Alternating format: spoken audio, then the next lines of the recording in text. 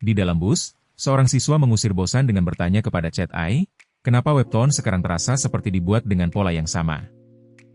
Jawabannya sederhana, lantaran cerita seperti itu laku. Dunia sudah berubah, dan sesuatu yang sudah terbukti berhasil jauh lebih mudah dijual.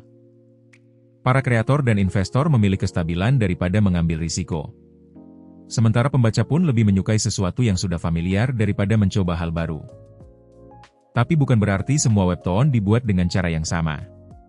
Pasarnya terus dipenuhi karya-karya yang mengikuti tren. Dunia memang terus berubah.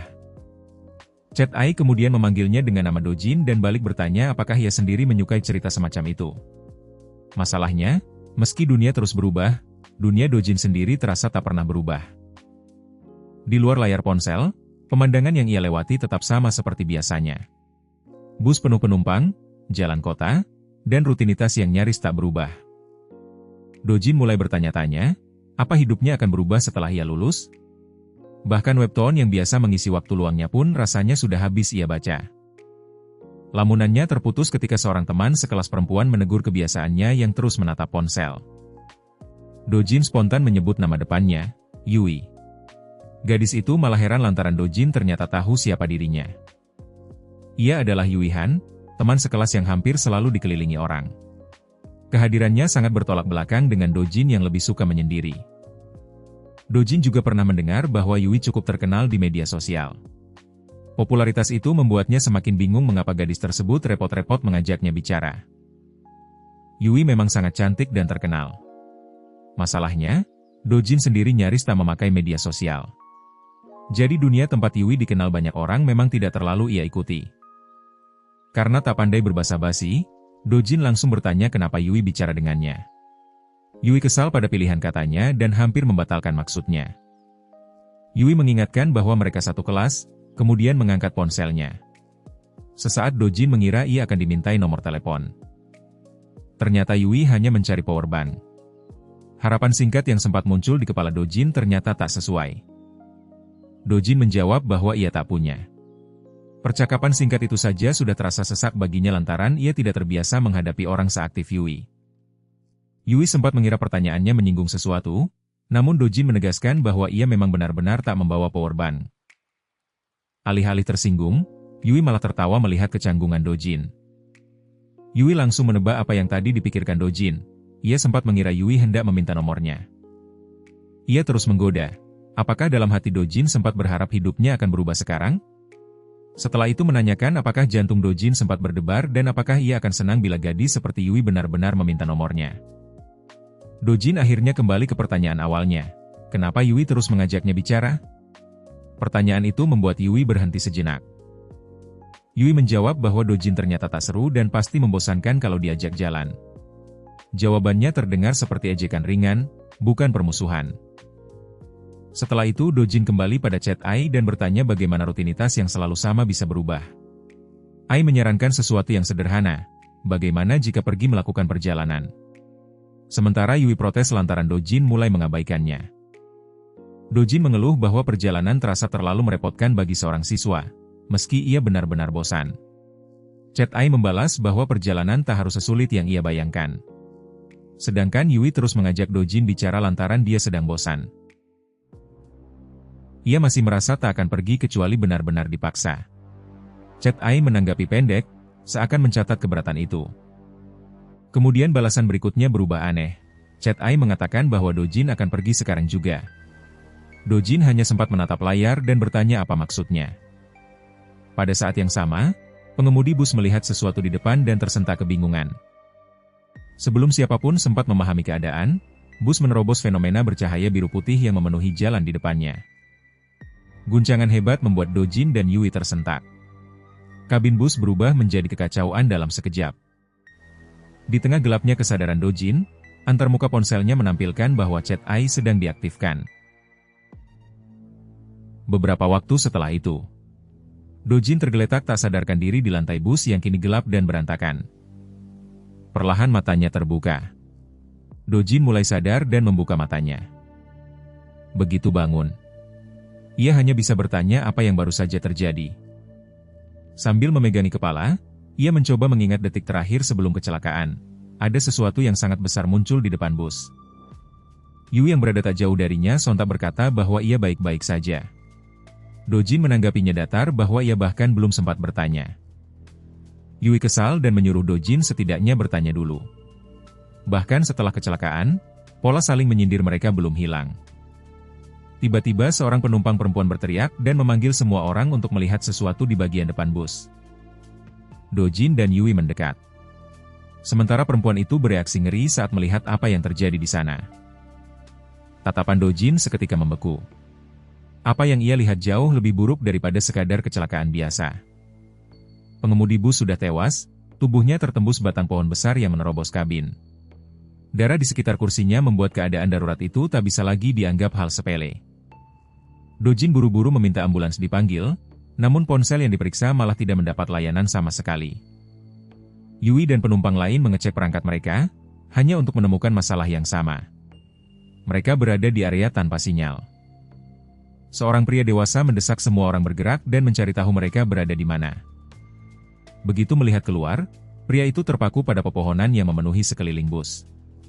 Pemandangan tersebut sama sekali tak cocok dengan jalan kota yang mereka lalui sebelumnya. Dari luar terlihat jelas bahwa bus mereka kini terdampar sendirian di tengah hutan luas. Tidak ada jalan kota ataupun bangunan yang seharusnya berada di sekitar mereka. Para penumpang keluar dan mulai berkumpul. Di tengah kebingungan itu, mereka juga harus menerima bahwa pengemudi tak dapat diselamatkan.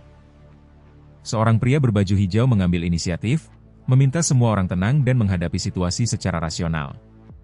Ia ingin mereka lebih dulu menilai apa yang benar-benar terjadi. Ia setelah itu merangkum hal yang mereka semua ingat, bus masih berada di tengah kota, kemudian terjadi kecelakaan, dan setelah sadar mereka sudah berada di tempat ini. Setelah itu pria itu menanyakan apakah ada yang bisa menghubungi bantuan. Jawabannya tetap sama, ponsel mereka tak tersambung ke jaringan. Dengan hutan membentang ke segala arah dan semua ponsel lumpuh, satu kesimpulan sementara tak terhindarkan, mereka benar-benar terdampar. Pria berbaju hijau mengusulkan agar mereka tak menunggu terlalu lama. Hutan cepat gelap, dan keadaan akan jauh lebih berbahaya bila mereka baru bergerak setelah malam tiba. Ia menyarankan agar orang dewasa yang cukup kuat membentuk tim kecil untuk memeriksa sekitar, sementara anak-anak dan lansia tetap dekat bus. Ada yang takut meninggalkan bus dan bertanya kenapa mereka tak diam di sini saja. Tetapi pria berbaju hijau menekankan bahwa tim pencari tidak akan pergi terlalu jauh. Mereka hanya perlu memperoleh gambaran tentang area sekitar. Beberapa orang akhirnya bersedia ikut meninjau hutan. Dengan hanya orang dewasa yang bergerak dan jarak pencarian dibatasi, rencana itu dianggap cukup masuk akal untuk dicoba. Pria berbaju hijau mengambil alih koordinasi dan memerintahkan semua yang tinggal di bus untuk tak berkeliaran sampai timnya kembali. Yui kagum lantaran pria itu bisa tetap tenang. Sementara Dojin hanya menanggapi pendek, masih belum yakin dengan keadaan mereka. Dojin berharap mereka kembali bersama tim penyelamat. Dojin kemudian memastikan Yui benar-benar tak cedera, mengingat kepala mereka sempat terbentur keras saat bus terguncang. Yui menjawab santai bahwa kepalanya keras seperti batu dan ia baik-baik saja. Dojin pun tampak sedikit lega. Suasana itu terpotong oleh umpatan dari siswa lain di dekat mereka. Yui menoleh ke sumber suara. Seorang siswa pirang bertato mengumpat lantaran ponselnya tak berfungsi. Sementara siswi berambut bob di sampingnya meminta ia lebih tenang. Dojin bertanya apakah Yui mengenal mereka. Yui heran Dojin tak tahu, lantaran keduanya berada di bus yang sama dan cukup mencolok di sekolah. Siswa bertato itu adalah Geonwoo Kang. Ia terkenal di sekolah, dengan rumor bahwa ia bahkan melakukan pekerjaan ilegal bersama kelompok gangster. Siswi di sampingnya adalah Lia Yun, murid teladan dengan nilai bagus dan reputasi yang jauh lebih bersih. Kontras keduanya langsung terlihat. Saat Dojin dan Yui masih membicarakan mereka, sebuah teguran membuat keduanya menoleh. Geonwoo rupanya menyadari perhatian itu. Geonwoo datang dengan nada kasar dan menanyakan kenapa mereka terus melihatnya. Lia segera mencoba menahan agar situasi tak membesar. Dojin menanggapi dengan datar, sementara Yui tak menunjukkan rasa takut pada temperamen Geonwoo. Sikap santai mereka malah membuat suasana makin mudah tersulut. Geonwoo menantang Dojin dengan kasar dan menuntut apakah ia tahu siapa yang sedang dihadapinya. Dojin malah bertanya datar apakah Geonwoo seorang selebritas. Jawaban yang sama sekali tak gentar itu membuat Geonwoo kehilangan ritme sesaat. Sesaat setelah itu wajah Gyeonwoo kembali mengeras. Tatapannya menunjukkan bahwa candaan Dojin sama sekali tak meredakan amarahnya. Lia memanggil nama lengkap Gyeonwoo dan memaksanya berhenti. Setelah menggerutu, Gyeonwoo akhirnya mundur untuk sementara. Begitu suasana sedikit tenang, Yui malah mengatakan Dojin ternyata cukup lucu. Dojin sendiri tak mengerti bagian mana yang ia anggap lucu. Yui mengeluhkan temperamen Gyeonwoo dan heran mengapa Lia mau terus menemaninya. Dojin hanya menjawab santai, mungkin dia bad mood lantaran sinyal tak bisa digunakan. Jawab itu membuat Yui mempertanyakan sebenarnya Dojin memihak siapa.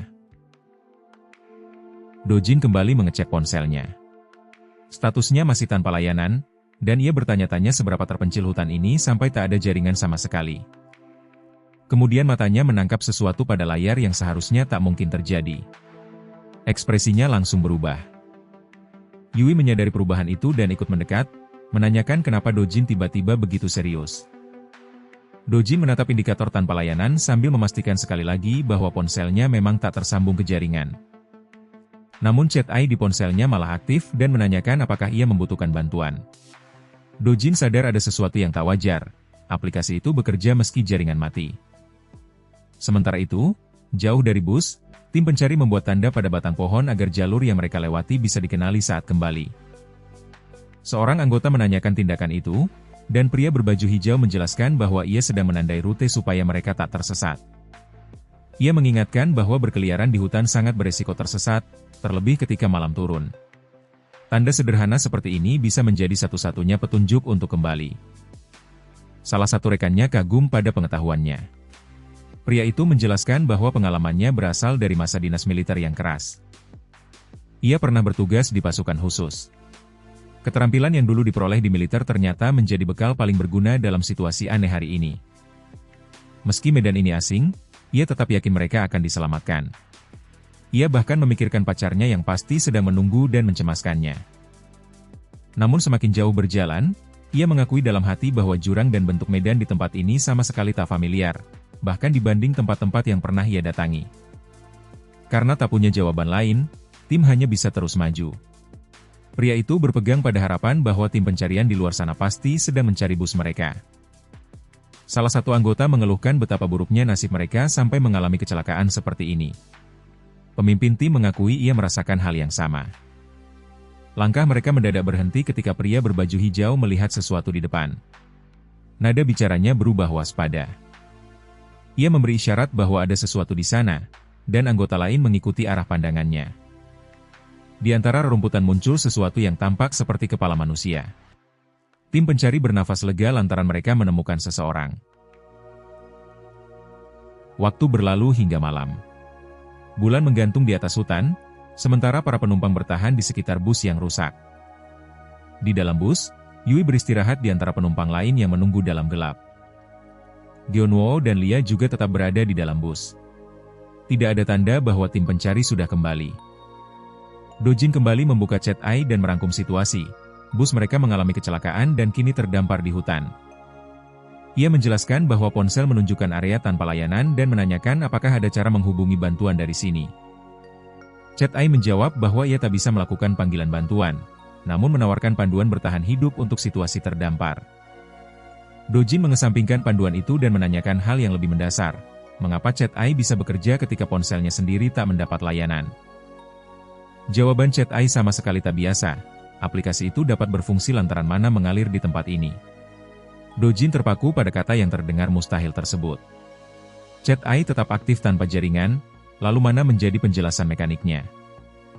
AI setelah itu menyebut nama tempat mereka berada, benua Karman. Bagi Dojin, nama itu sama asingnya dengan penjelasan tentang mana. Ketika Dojin bertanya apa itu benua Karman, chat AI menjelaskannya secara sederhana sebagai benua di dunia lain tempat mana mengalir. Dojin hanya bisa duduk terpaku.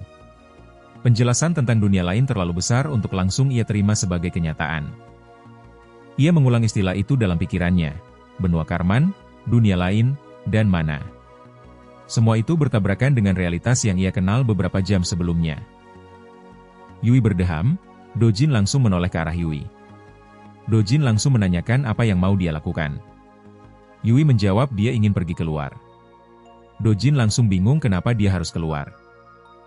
Yui memberi alasan sederhana, ia mau ke toilet. Dojin mengulang jawabannya lantaran dia belum paham. Yui mengatakan ia juga perlu buang air dan berniat keluar. Yui hanya bisa kesal melihat betapa bodohnya Dojin lantaran tak peka.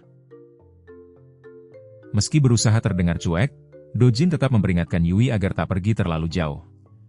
Setelah itu ia menutupi kekhawatirannya dengan sikap seolah tidak peduli. Sebelum benar-benar pergi, Lia memanggil Yui. Yui menoleh. Lia malah menawarkan diri untuk menemani Yui keluar. Di sampingnya, Gyeonwoo masih duduk di dalam bus. Yui sempat menunjuk dirinya sendiri dengan heran, kemudian Lia menjelaskan bahwa di luar sudah gelap dan lebih aman bila mereka pergi berdua. Yui langsung menyalakan kamera dan berfoto bersama Lia. Dia seolah menunjukkan kepadanya kalau di tengah kegelapan dia mempunyai sumber penerangan. Setelah melihat hasil foto, Yui malah menawarkan untuk saling mengikuti di Instagram. Lia mengaku jarang memakainya, kemudian Yui baru teringat bahwa ponsel memang tak memiliki layanan dan tidak bisa membuka Instagram. Gyeonwoo memperhatikan dari dekat sambil mengeluh bahwa berbicara akrab dengan orang yang baru dikenal itu menjengkelkan. Kekesalannya kembali muncul. Dojin yang berdiri tak jauh darinya menjadi sasaran berikutnya. Dojin mengingat bahwa Gyeonwoo juga sempat mengajaknya bicara, sementara Gyeonwoo kembali mengumpat kesal. Gyeonwoo bangkit dan menekan Dojin dengan ancaman kasar, seolah pertengkaran mereka akan benar-benar berubah menjadi perkelahian. Lia langsung menyuruhnya berhenti. Lia turun tangan dan menyuruh keduanya berhenti. Ia kesal lantaran dalam kondisi seperti ini mereka masih saja mencari masalah satu sama lain. Yui hanya mendengus heran. Sebelum keluar, Yui baru merasakan betapa pekatnya malam di hutan. Ia meraba ponselnya untuk mencari fungsi senter. Yui menyalakan senter ponsel, menciptakan satu-satunya sorot cahaya terang di sekelilingnya. Begitu sorot itu diarahkan ke depan, cahaya jatuh pada wajah pria berbaju hijau, pemimpin tim pencari yang sejak sore belum kembali. Yui menjerit. Penumpang di dalam bus ikut terkejut. Yui berteriak menanyakan sosok itu dengan heran lantaran diam saja. Gyeonwoo juga melihatnya dan mengira pemimpin tim pencari sudah pulang. Yui meneriaki pria itu agar masuk saja dan berhenti menakut-nakuti orang. Dojin memastikan apa yang ia dengar, dan Yui menjawab bahwa pria itu memang tampak sudah kembali. Untuk sesaat, kelompok masih menganggap keadaan ini sebagai kepulangan tim pencari. Yui kembali mengerahkan cahaya dan menyuruh yang lain melihat lebih jelas. Wajah yang mirip pria berbaju hijau itu berubah menjadi pemandangan mengerikan. Senyumnya terlalu lebar, kulitnya tampak tak normal, dan matanya menghitam. Dojin dan Yui membeku melihat perubahan itu. Tidak ada lagi candaan atau rasa lega, keduanya sadar ada ancaman tepat di depan bus. Para penumpang ikut menatap ke arah jendela dalam ketegangan. Sosok berkepala manusia itu bergerak mendekati bus sebelum siapapun sempat memahami bentuk tubuhnya. Tubuh sebenarnya akhirnya terlihat, makhluk besar menyerupai ngengat dengan sayap lebar dan anggota tubuh tajam, sementara sebuah kepala manusia menempel di bagian atasnya. Makhluk itu langsung menerjang bus. Serangannya menghantam area jendela dengan keras. Kepala manusia yang menempel pada tubuh makhluk itu ikut membentur kaca. Monster itu berusaha memasuki bus. Makhluk itu terus memaksa masuk, memecahkan lebih banyak kaca dan membuat perlindungan tipis para penumpang runtuh.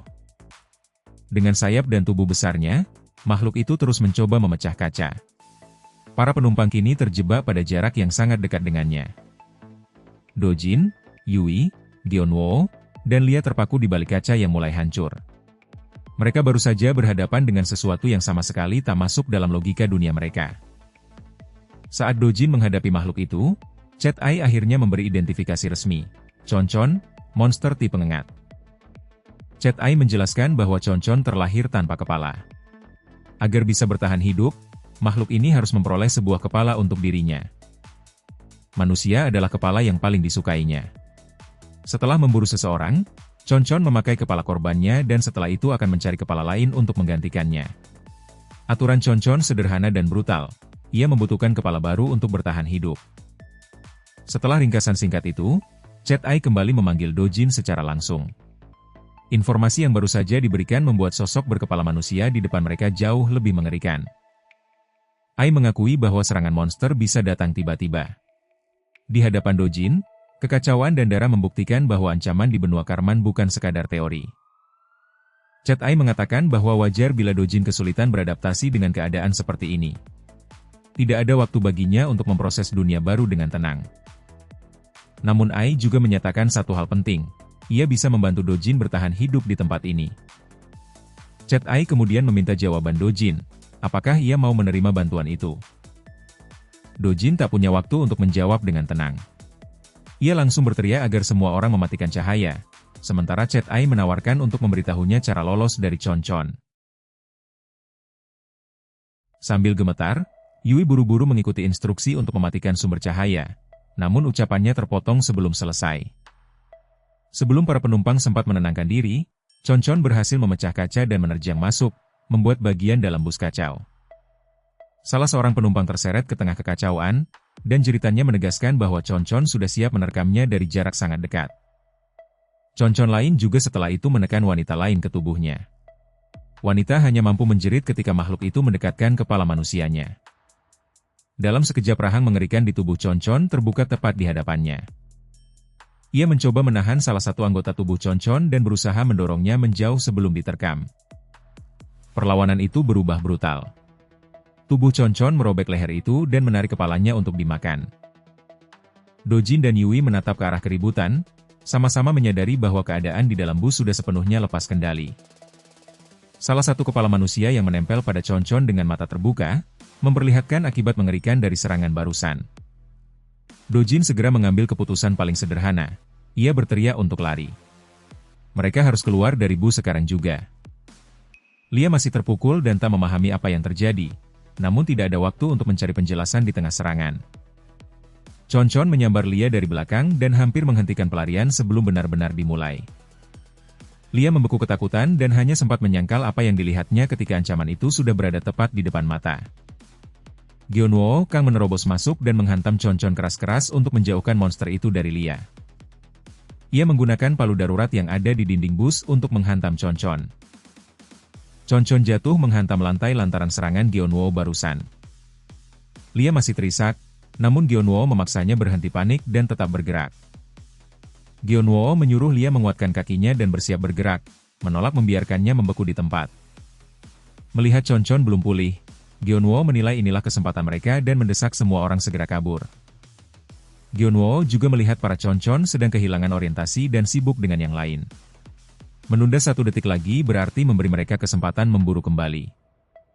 Dojin memimpin para penyintas berlari meninggalkan bus dan masuk ke hutan sebelum Chon-Chon kembali mengejar.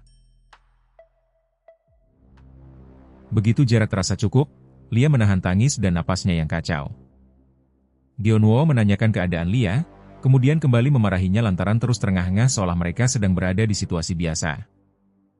Seorang pria bertubuh besar akhirnya meledak marah dan menuntut penjelasan tentang monster yang baru saja menyerang mereka.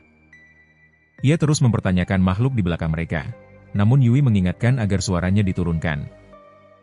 Yui menegaskan risikonya. Jika monster mendengar mereka dan kembali, orang yang berteriak harus menanggung akibatnya. Pria itu tersinggung lantaran merasa dibentak anak muda, namun perdebatan tak mengubah keadaan mereka. Gyeonwoo menyela dengan panggilan mengejek, memperbesar ketegangan meski kelompok baru saja lolos dari maut. Di tengah keributan itu, Dojin malah terus membaca ponselnya. Gyeonwoo menganggapnya tak tahu situasi.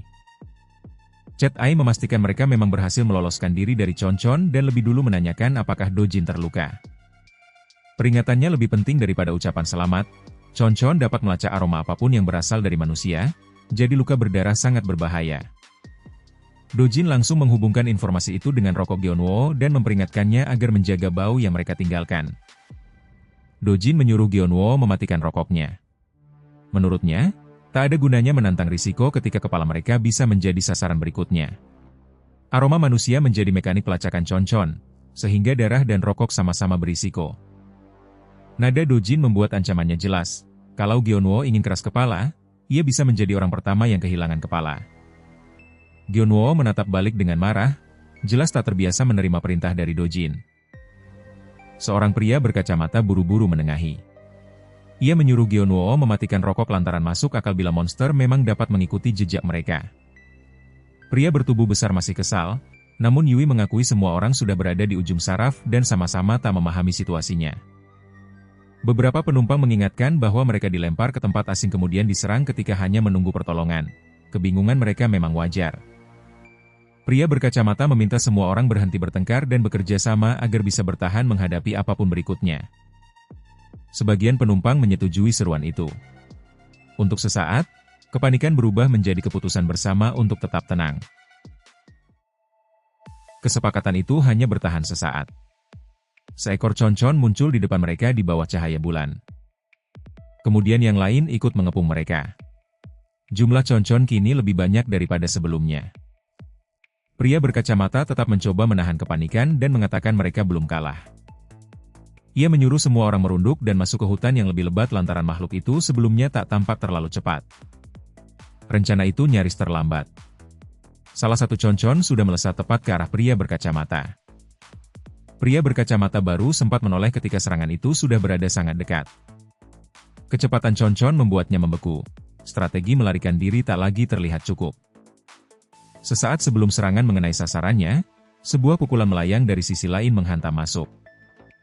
Makhluk humanoid hijau bertubuh besar memukul concon dengan kekuatan kasar, mematahkan momentum serangannya. Kepala itu jatuh. Makhluk hijau itu mengaum sambil mengangkat senjata berdarah, kemudian mengalihkan amarahnya kepada monster-monster lain.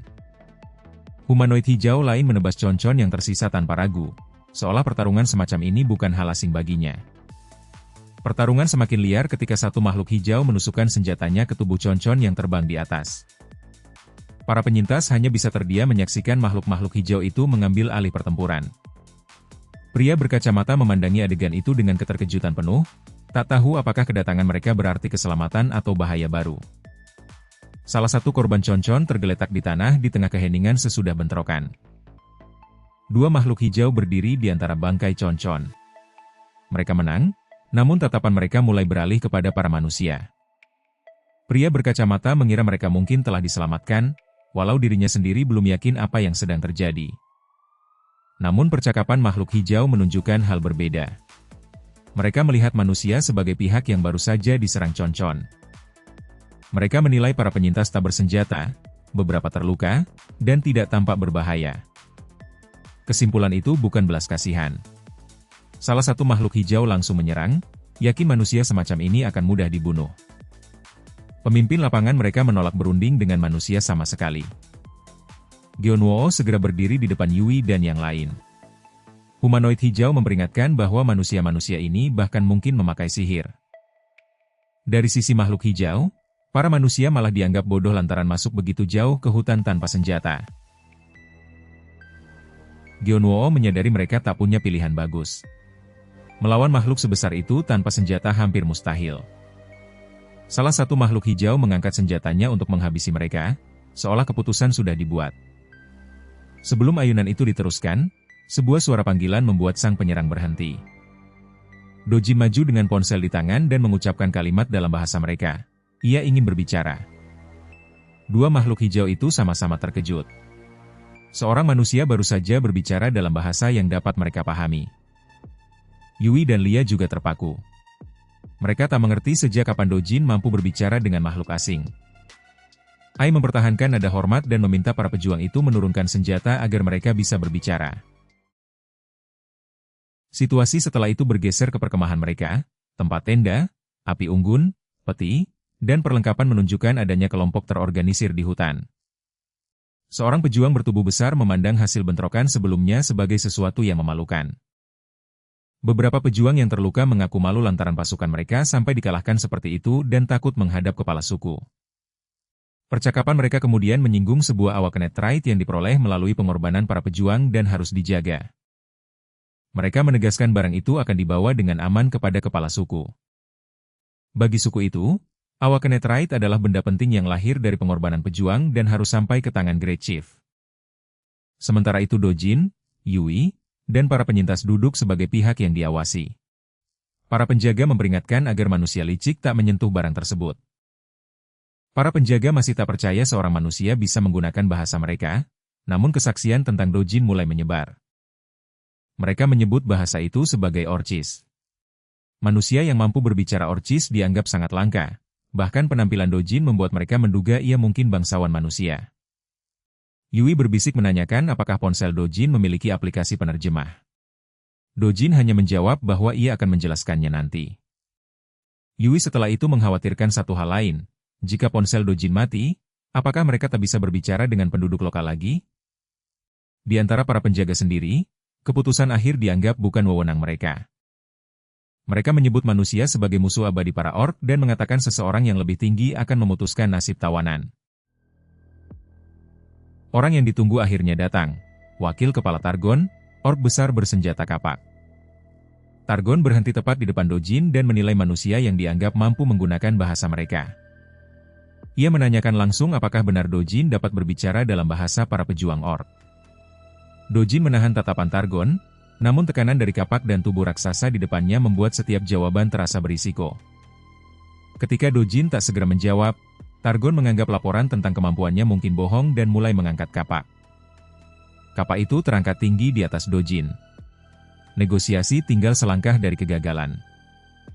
Dalam keadaan terdesak, Dojin memilih satu perintah, Synchronization. Chat Ai menjelaskan bahwa sinkronisasi berarti Dojin dan Ai akan berbagi pikiran secara langsung. Dengan mana yang mengalir di Karman kontinen, komunikasi itu bahkan bisa berlangsung tanpa memakai ponsel. Bagi Chat Ai, manfaatnya langsung berkaitan dengan survival. Dojin tak perlu lagi bergantung pada ponsel untuk meminta bantuan. Dojin melihat baterai ponselnya hampir habis. Jika ingin terus mendapat bantuan Chat Ai, ia memang tak punya banyak pilihan. Chat Ai memanggil nama lengkapnya, Dojin Cha, tepat sebelum proses dimulai. Dojin menyetujui perintah itu. Chat Ai mengonfirmasi dan memulai sinkronisasi. Mana berpendar di sekitar tubuh Dojin sampai Chat Ai menyatakan sinkronisasi berhasil. Synchronization menghapus ketergantungan Dojin pada ponsel dengan menghubungkannya langsung ke Chat Ai. Saat Targon hendak menurunkan kapaknya, suara Chat Ai terdengar langsung oleh Dojin tanpa melalui layar. Dojin memastikan ia benar-benar bisa mendengarnya. Ketika Chat Ai menawarkan bantuan, Dojin hanya membutuhkan satu hal terlebih dahulu, bahasa. Chat Ai memberinya bentuk sapaan yang tepat, dan Dojin menyambut Targon dalam bahasa yang dipahami orc. Dojin meminta Chat Ai mengajarinya bahasa ras itu, kemudian membuka pembicaraan dengan penghormatan kepada Targon sebagai pejuang besar. Ia menyatakan ingin berbicara dan meminta Targon menurunkan senjatanya agar percakapan bisa berlangsung. Jawaban Targon tetap berupa kekerasan. Ia menghantam seseorang di sebelah Dojin sampai darah menyembur, menunjukkan bahwa bahasa yang benar belum berarti keselamatan. Targon menegaskan hal itu sendiri, mengetahui bahasa mereka tak membuat seorang manusia berhak hidup. Setelah itu ia mengalihkan kapaknya kepada Yui dan menyatakan perempuan itu akan menjadi berikutnya. Kebohongan tak akan menyelamatkan siapapun. Targon menuntut jawaban sebenarnya. Siapa mereka? Para manusia yang tiba-tiba muncul di wilayah ini? Di dalam pikirannya, Chat Ai menegaskan bahwa mereka adalah orc, ras yang membenci manusia lebih daripada siapapun. Namun Ai juga melihat celah. Jika Dojin memahami cara orc bertindak, krisis ini masih bisa dibalik. Chat Ai menanyakan keputusan Dojin. Pilihan berikutnya akan menentukan nasib Yui dan seluruh kelompok. Targon akhirnya memberi Dojin satu kesempatan untuk bicara. Pada saat yang sama, Chat Ai menawarkan menjelaskan cara menyelamatkan Yui.